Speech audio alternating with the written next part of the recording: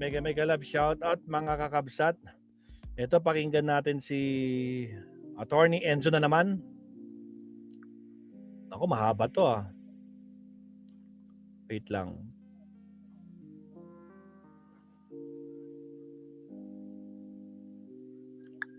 Alright, ano ba pwede natin pakinggan kay Attorney Enzo? Meron siyang 1 hour ago. DDS, wala nang respeto sa Senado. Aminado ang panghaharas kay Tito Sen. Nakita naman yung ginawa kay Tito Sen, mga kabsat, pinagbabato ng mga DDS. Pinagbabato yung sasakyan dyan, Diyos ko Lord, tingnan nyo ha.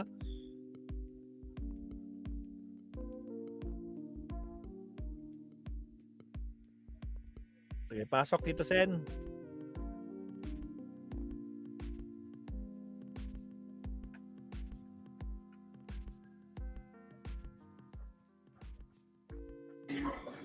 Sen, former SP Sota expressed this way yesterday na binato raw yung sasakyan niya.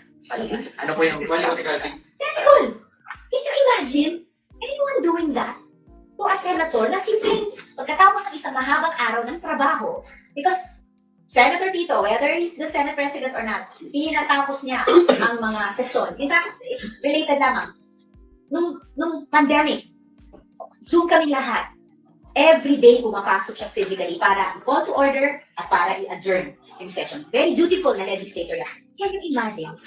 Palabas siya ng main gate, driving his own vehicle, sabuyan ng tubig, Russian. Usual, Wow. siya ang nagdadrive. Usual. With his convoy, but you know, tapos, I mean, makita natin how far respect has been devalued. And kailangan magmaya culpa din ang Senado dyan. Kaya talagang kailangan ayusin namin itong sitwasyon para ibalik yung mga basic values na yan ng pagrespeto sa isa't isa. And please also, respect for a veteran senator.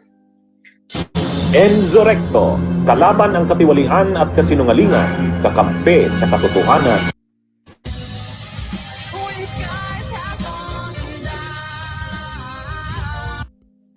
At kabutihan. Kung yung damit isusuntukan, so how can you explain that? Because that is, we are a laughing stock in the, not just in the Philippines, but of course international communities. Kasi ang sakit marinig yun, di ba?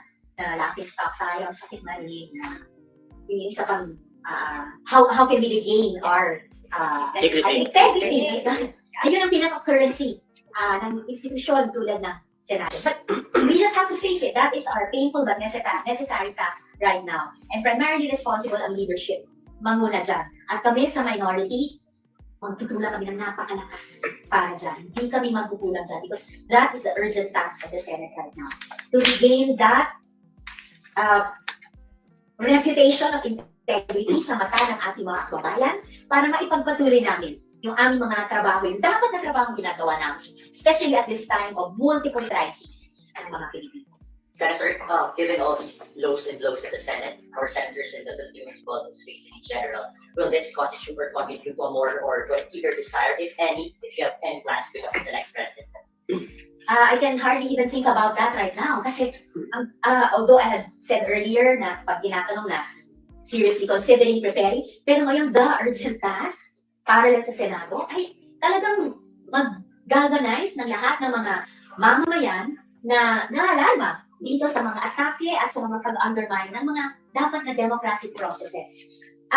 What do you call yung perceived na posibleng pag-delay ng isang impeachment trial? That would be an undermining of democracy. Ano din ang itatawag natin sa isang mababatas na humaharap sa isang warrant na pag ordinaryong mamamayan ay humaharap, mabilis pa sa alas 4, kailangan sa servan na ano humarap. That is also an undermining of democracy. So, I think para makarating tayo dun sa manubali ang reputasyon ng Senado sa mata ng mamamayan, para makapanumbalik tayo sa isang sitwasyon na we're on firm ground, even in considering and preparing for electoral matters. Kailangan talaga ilagay namin sa ayos yung sarili namin bahay. At what percent is our opposition majority? You can just give us a number, percentage, are you meeting minds and, in order to determine who will be the next flag bearer of the opposition? Bago yung mga ganap nitong linggo, I would say we were in a period of parang, ang tawag mo doon, primaries. So, therefore, I can speak only for myself. Ganon, before the fateful events of this week, I was in that mood of preparing and seriously considering. But now, really, the urgent task, even before that, is itong pag-consolidate ng mga democratic process. Sir, you mentioned about the investigating body to prove the same thing last night. Sa tingin mo, ano yung composition ng mga investigating body? Naghahanda po kami para mag-propose una na tungkol sa pagkakaroon ng ganyang investigasyon at yung mga features ng investigasyon at yung body na magsasagawa.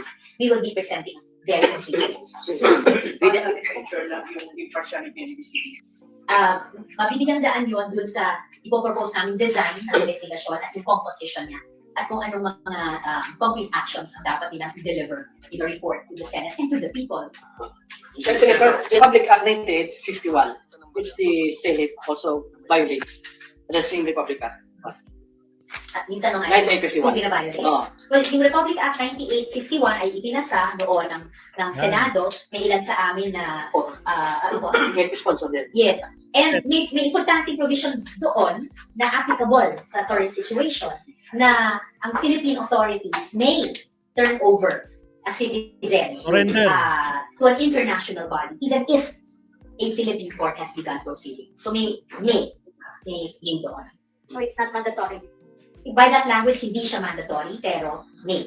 And isang importanteng batas yun dahil domestic law consistent sa mga international humanitarian.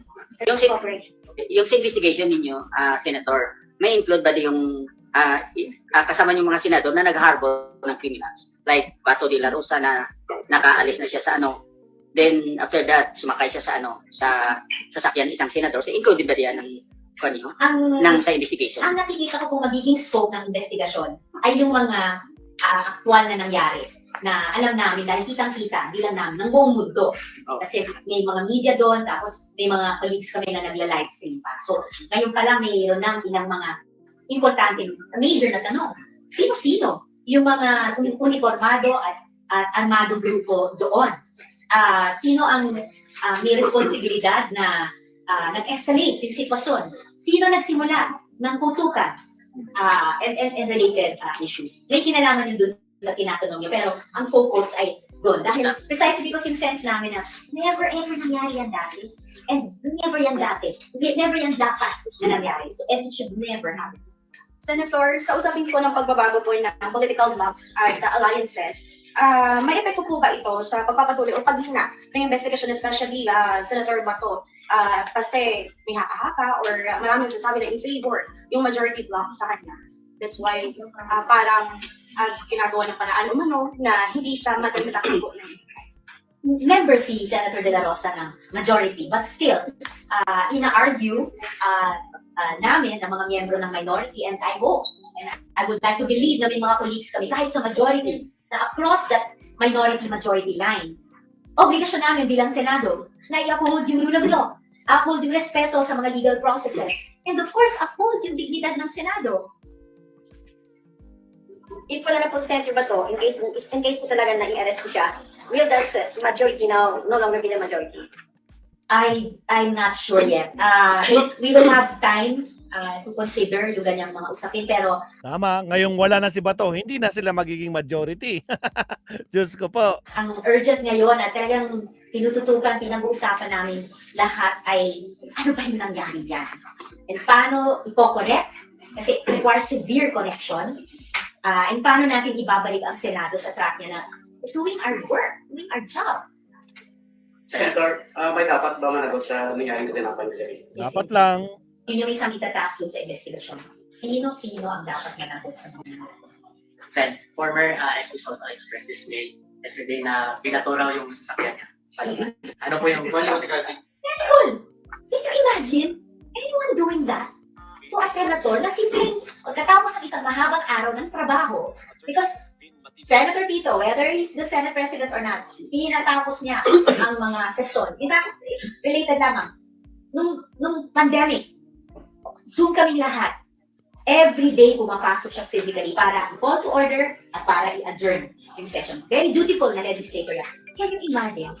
Palabas siya ng main gate, driving his own vehicle, sabuyan ng tubig, murahin, Usual Wow. siya ang nagdadrive. Usual.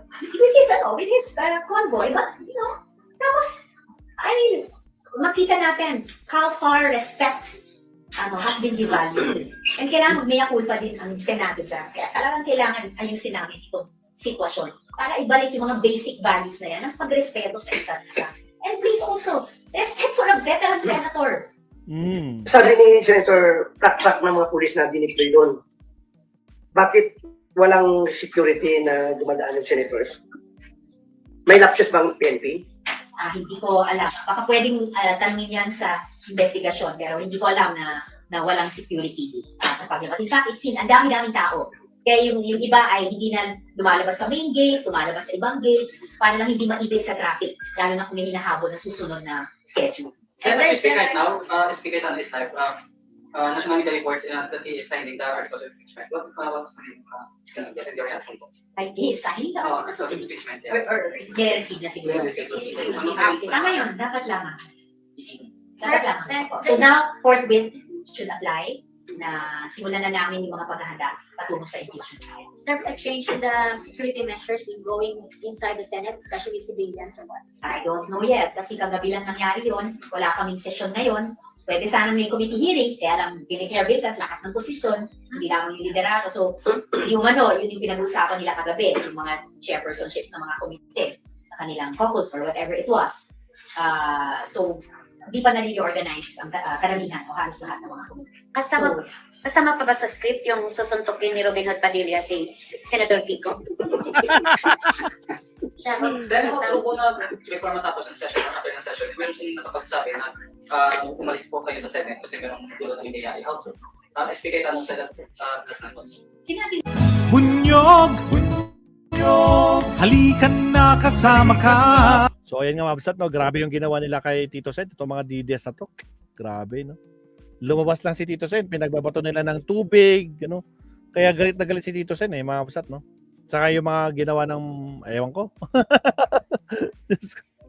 Sa bagay, ugali na kasi nila yan. Ganun talaga sila yan, mga absat, no? Actually, may nakita pa nga ako, kinuyog nila yung isang BBM vlogger. Na, anong pangalan nito? Si 31K, 31 million movement, yung page na yun. Nakalimutan ko ng pangalan niya eh. Pero kasama din na talagang kinuyog siya, no?